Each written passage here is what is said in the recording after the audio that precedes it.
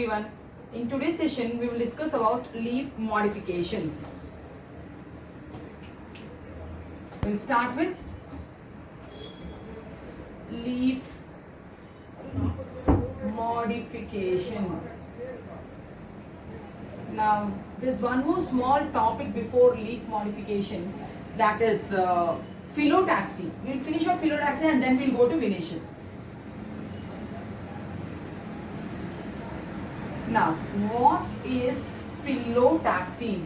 It is the arrangement of leaves on the stem or on the branch. So, what is phyllotaxy? It's nothing but the arrangement of leaves where on the stem or on the branches is called phyllotaxy.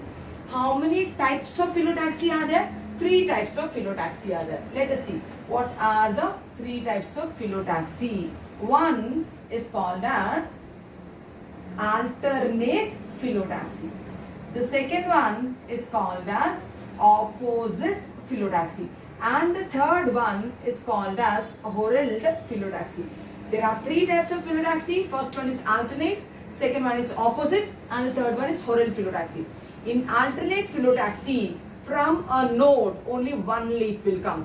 First leaf, if it comes towards the right hand side, next leaf will come towards the left hand side. Third leaf again come towards the right hand side. Fourth leaf comes towards the left hand side. From one node, one leaf alternatingly on either sides is called as alternate phyllotaxy. So in alternate phyllotaxy, so one leaf arises at each node alternatively. One right and one left is called alternate phyllotaxy. The example for alternate phyllotaxy is, if we see, these are the nodes. First leaf is coming towards my right, second leaf will be towards the left, third leaf is towards the right, fourth leaf will be towards the left. Such type of phyllotaxy is called alternate phyllotaxy. Examples for alternate phyllotaxy, we can go with hibiscus, is one example, then brinjal and brassica are the examples of alternate phyllotaxy. Coming to opposite phyllotaxy, in alternate, if one leaf comes from one node, in opposite phyllotaxy, 2 leaves arise from each node. From each node, 2 leaves will arise. So then it's called opposite phyllotaxy. Now, for example, if you take the guava leaf, in guava leaf, so here one leaf means this side also one leaf. That's why it is opposite. Again, here one leaf means other side one leaf. Here one leaf means from every node 2 leaves are coming. That is opposite. Okay. So this is opposite superimposed. What is it called? It is opposite superimposed. And the next type, what we can see is in Calotropis. This is guava example.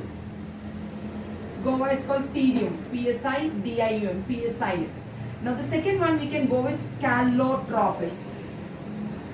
In Calotropis, like if this is the stem, if 2 leaves are coming in east and west directions, if 2 leaves are coming in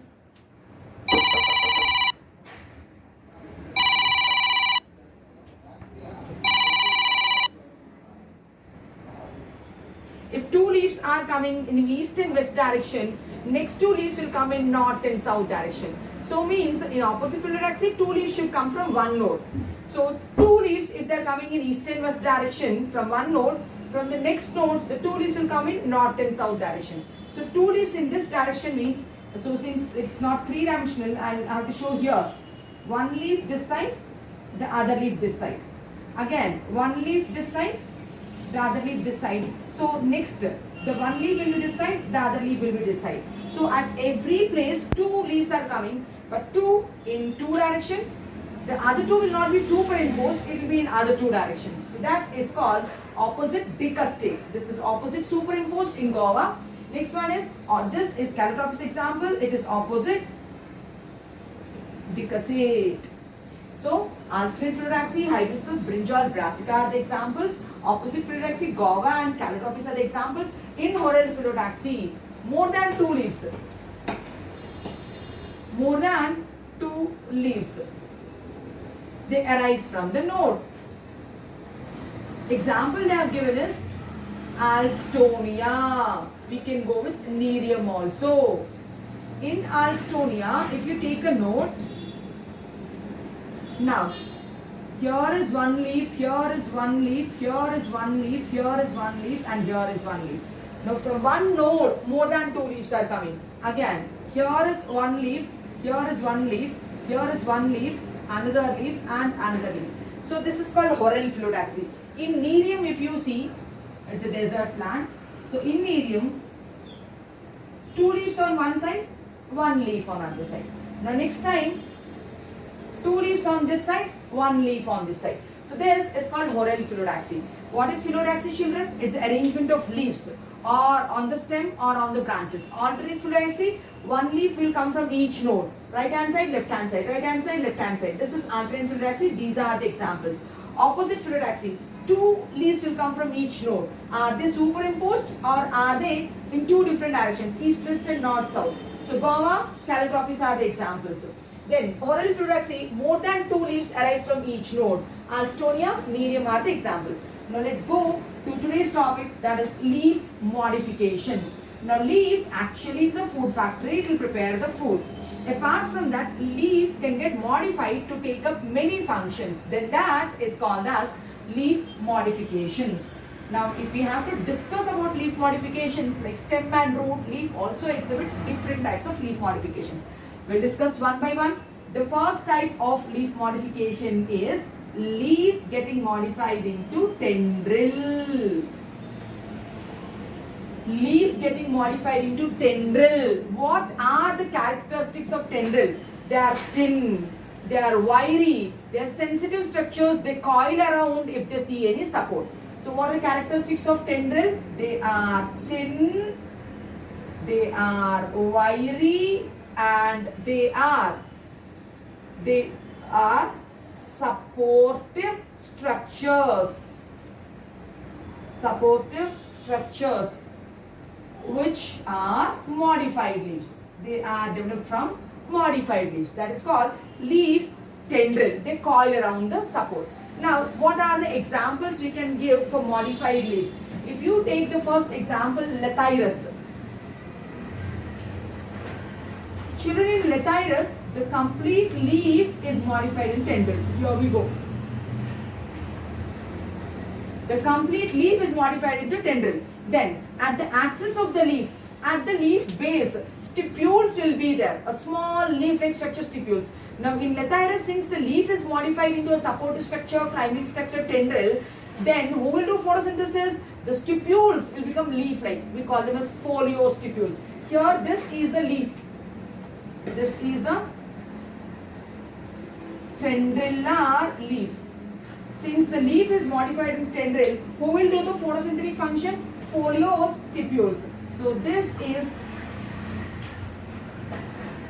a pair of folio stipules which are leaf-like, capable of doing photosynthesis. Now what did I draw this? So these are foliose stipules. Stipules appearing like leaves to take up photosynthesis. Where can you find this? In Lathyrus. Now, if we take the second example is Pisum sativum P. In Pisum sativum, it's only the upper leaflets it has a pinnately compound leaf. So, pinnately means on the primary rachis the leaflets are arranged. So, only the terminal leaflets are modified into tendrils. Only the terminal leaflets are modified into tendrils. The terminal leaflets are modified into tendrils. Since the terminal leaflets are modified into tendrils, photosynthetic efficiency can decrease. Then here also, the stipule which is present at the axis of the leaf will modify into leaf-like. So here also we can find a folio stipule. this, what is this? A foliostipule.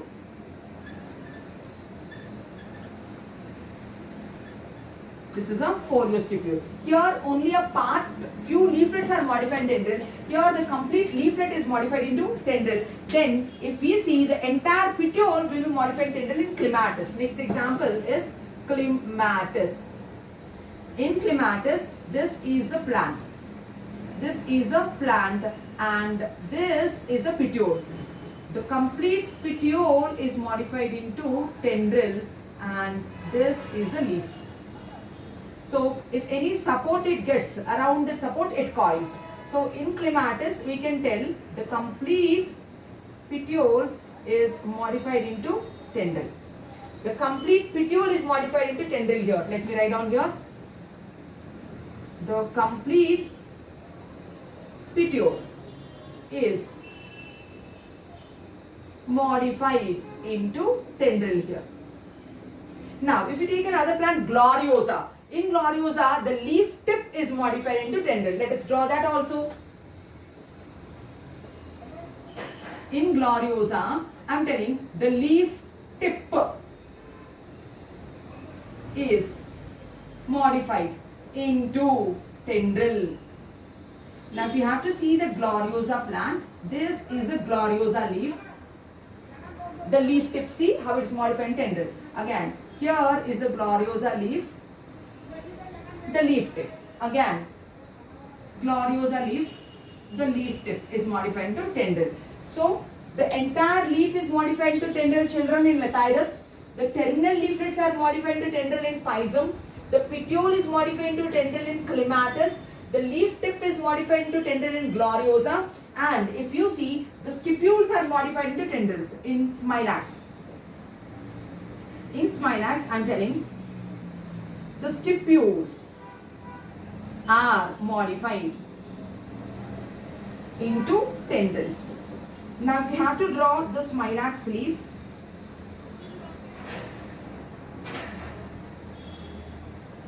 Smilax is a monocot leaf but having a reticulate venation. It is a monocot leaf having reticulate venation and this is the petiole and these are the stipules. In Smilax, the stipules are modified into tendrils, okay? And part of petiole is modified in tendril in Nepenthes, okay? So let's write on Nepenthes also. What is Nepenthes? Insectivorous plant. In Nepenthes, a part of the petiole is modified in tendril. A part of the petiole is modified into tendril. We will draw the Nepenthes picture when we are talking about insectivorous leaves. Okay, not here now. So the first leaf modification what we are discussing is leaf tendril. What is leaf tendril? The leaf is modified to thin, wiry, sensitive structure to coil around the support. Now the complete leaf into tendril in Lathyrus, the terminal leaflets into tendril in Pisum, the petiole is modified in tendril in Clematis, the leaf tip is modified in tendril in Gloriosa, the stipules are modified in tendril in Smilax, a part of the leaf is modified in tendril in Nepenthes. So we finished the first leaf modification, that is leaf tendrils. Now let us see the second leaf modification, scaly leaves.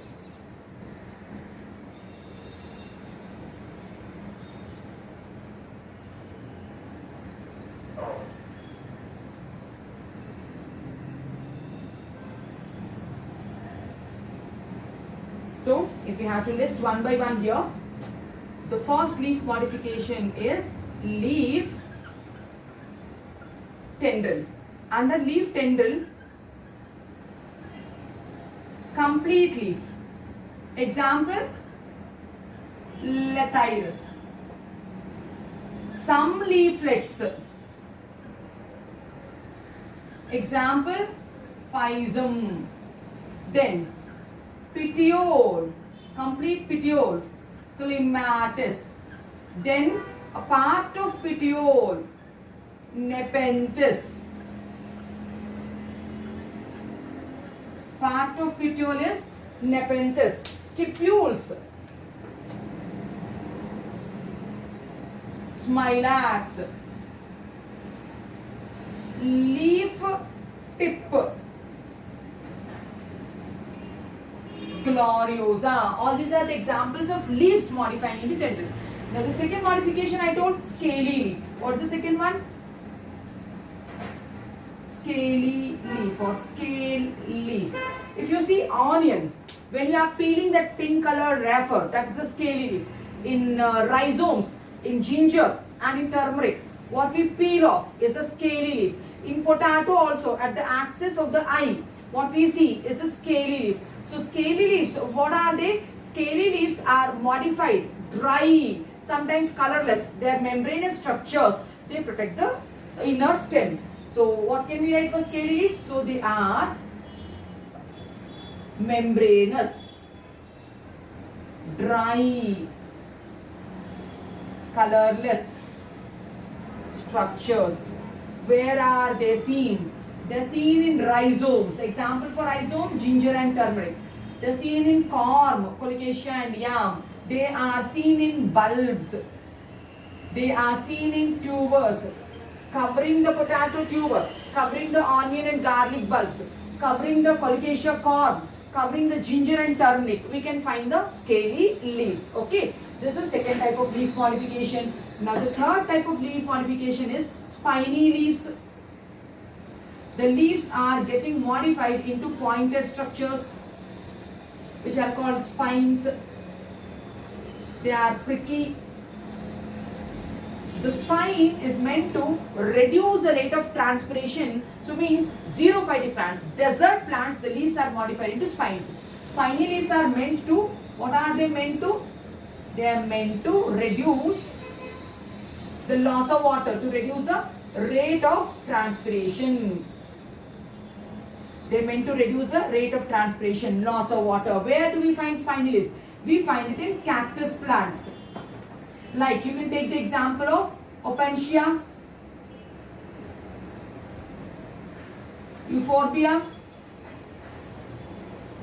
So these are the examples where the leaves are modified into spines. Now the complete leaf is modified into spine, if we have to tell. The complete leaf into spine. Where do you find it? In Opuntia and Euphorbia. Examples are Opuntia and Euphorbia. In Opuntia and Euphorbia, since the complete leaves are modified into spines, so these are the leaves which are modified into spines. The stem will be photosynthetic. It's called phylloclade. This is Opuntia. In Euphorbia, it is cylindrical phylloclade. The stem becomes cylindrical to take up photosynthesis, and the complete leaf is modified into spine. Right? So what is this? This is Opuntia, and the second one is Euphorbia. Let's write down.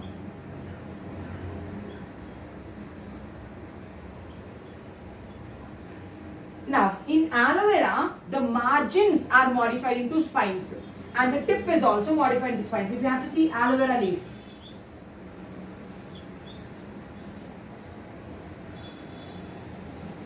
so the margin is spiny in aloe vera.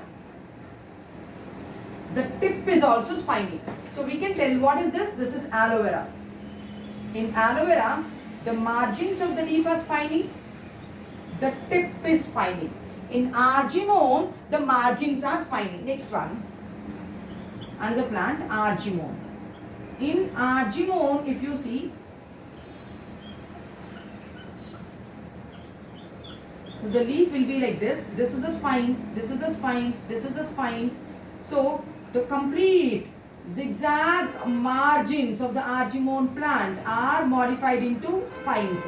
This is a leaf and the margin is modified into spines. Now, there's a plant, berry plant, Ziziphus. There the stipules are modified into spines. Let's go. Next one is Ziziphus. In Ziziphus, we are telling the stipules are modified into spines. So, if you have to see the Ziziphus plant,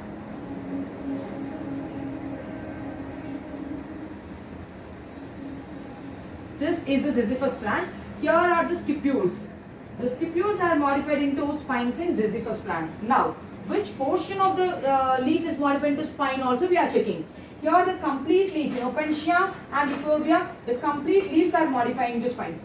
In aloe vera, the margins and the tip is modified into spines. In Argemone, the margins are modified into spines. Then in Ziziphus, the stipules are modified into spines, right? So this is a third modification. First modification is leaf tendril. Here are the examples. The second modification is scaly leaf. Rhizomes, corms, bulbs and tubers are the examples. The third modification is spiny leaf. So 1, 2, 3, 4, 5 are the examples. Next one, here we can talk about phyllodes.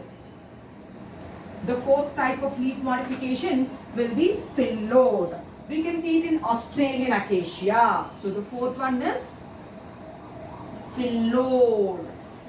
Example is Australian acacia. So we know about Australian acacia. In Australian acacia, this is the petiole and this is the primary rachis.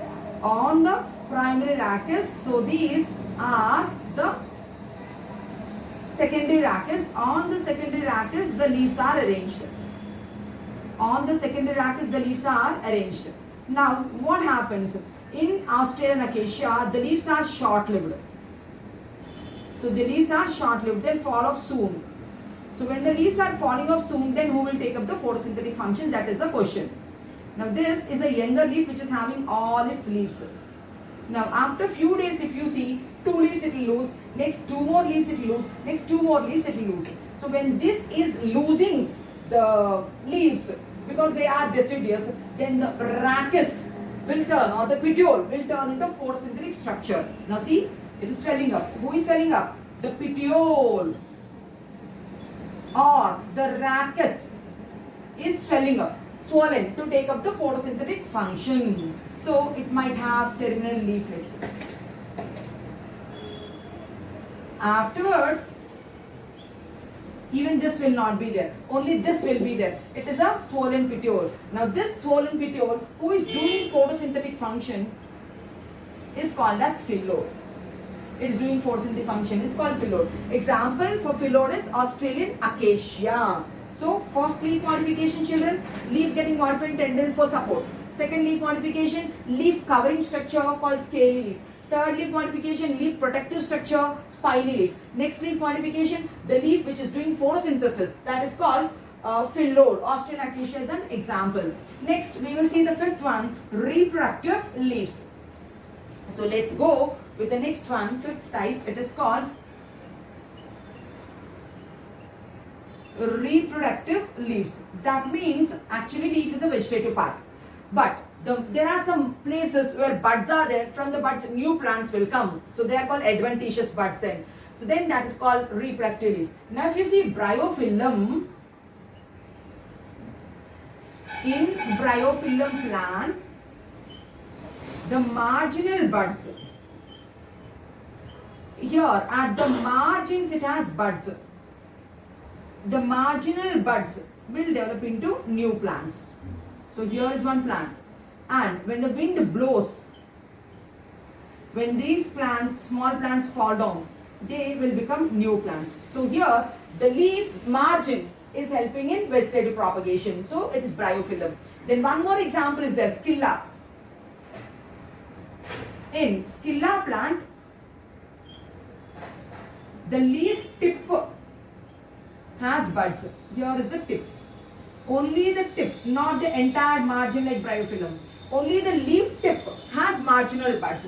If they fall down, they make the new plant. And the third example, what we can see is begonia. In begonia plant, the injured portion of the leaf will develop a bud. The injured portion of the leaf will develop a bud, and from that bud, new plant will come. It will have new leaves. So this is the injured portion. From there, bud will come, and from there, new leaves will come. So this is begonia. In begonia, the injured portion of the leaf develops the axillary buds. From there, the new plant will come. In Scilla, it is a leaf tip which has buds. In bryophyllum, the leaf margins will have buds. So this is our next modification. The last type of leaf modification is trap leaves, insectivorous leaves. We will see that. First one, tendril. Second one, scaly leaf. Third one, spiny leaf. Fourth one, phyllodes, doing photosynthetic function. Fifth one, reproductive leaf. And the last type of leaf modification is called as insectivorous leaves. So leaf, you can see now how many functions it is taking up. The last type of leaf modification is called as, what is it called? It is called as insectivorous leaf. Insectivorous leaves means the plants which are having insectivorous leaves, are they not photosynthetic? No, they are photosynthetic, but they are partial parasites. They are growing in nitrogen deficient soils and they require nitrogen pretty much for making their proteins and all. Then what happens? Here the insects, they will trap the insects by modifying their leaves, then they are called as insectivorous leaves. So insectivorous plants, they are growing in nitrogen deficient soils. Hence, they trap and kill the insects.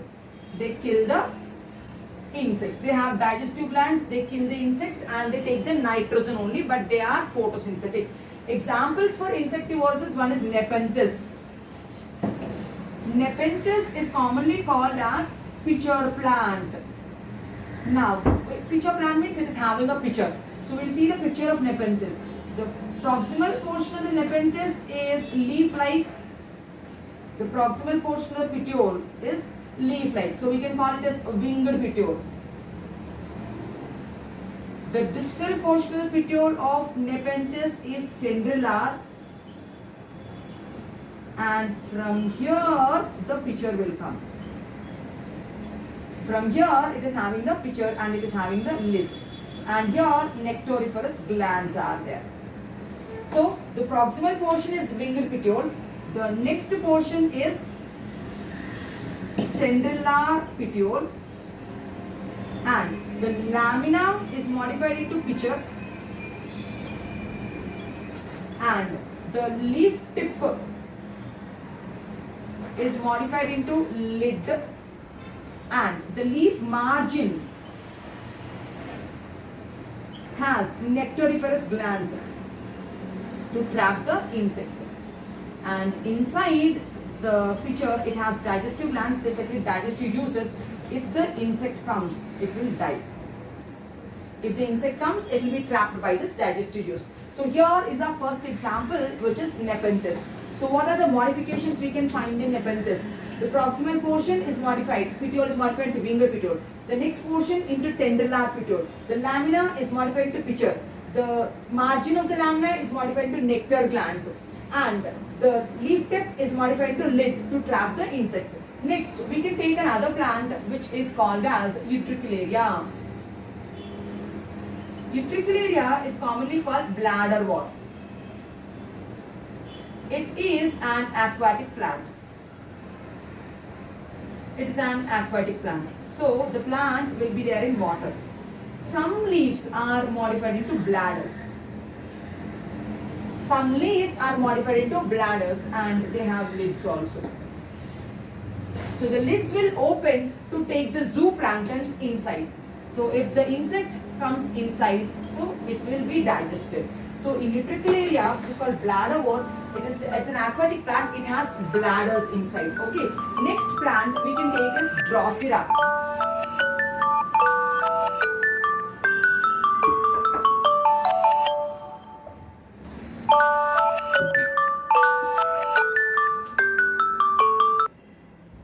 Drosera is called as sundew plant. Now, here it has spoon-shaped leaves. The leaf lamina Drosera, it has spoon-shaped leaves. Now, here it is having tentacles. Now, these tentacles are having digestive glands, colorful digestive glands, right? So, the tentacles are having colorful digestive glands, and if the insect comes, now these tentacles will roll on and they will kill the insect. So these are the colorful. So it is spoon shaped. The leaf lamina is spoon shaped and it has colorful tentacles. It It has colorful tentacles. When the insect comes, suppose if it traps the insect, then the spoon will roll on. So the spoon will roll on and the tentacles which are present will release the digestive juices to kill the insect. These tentacles will trap the insect and they will kill the insect. So this is Drosera. Drosera, sundew plant, Utricularia, bladderwort, Nepenthes, which is called pitcher plant. Another one is there, it's called Dionia. So in Dionia, so the lamina is having bifid lamina and it is very much attractive to attract, it will be reddish to attract the insects, and the margins are spiny. The leaf lamina is bifid. So if the insect comes to it gets attracted toward the color, and if the insect comes, now insect will be trapped, and if the insect is trying to escape, the spines which are present on the margin will kill the insect. So it is trapping. So Dionia is called as a Venus fly trap. So these are the modifications, leaf modifications. So what did we discuss in today's class? We talked about phyllotaxy and we were discussing about leaf modifications. We have seen leaf getting modified into tendril, leaf getting modified into scaly leaves, leaf getting modified into spines, leaf getting modified into photosynthetic structure called phyllodes, and leaf participating in reproduction, reproductive leaves we have seen, and at last we have seen trap leaves, insectivorous leaves. The examples what we have seen are Nepenthes is one example, Utricularia is another example, Drosera is another example, Dionia is another example. Nepenthes is called pitcher plant, Utricularia is called bladderwort, Drosera is called sundew plant, Dionia is called Venus flytrap. So we finished everything related to leaf in this lecture. In the next session, we will discuss about inflorescence and its types. So if you like the lecture, like, share and subscribe to my channel. Thank you.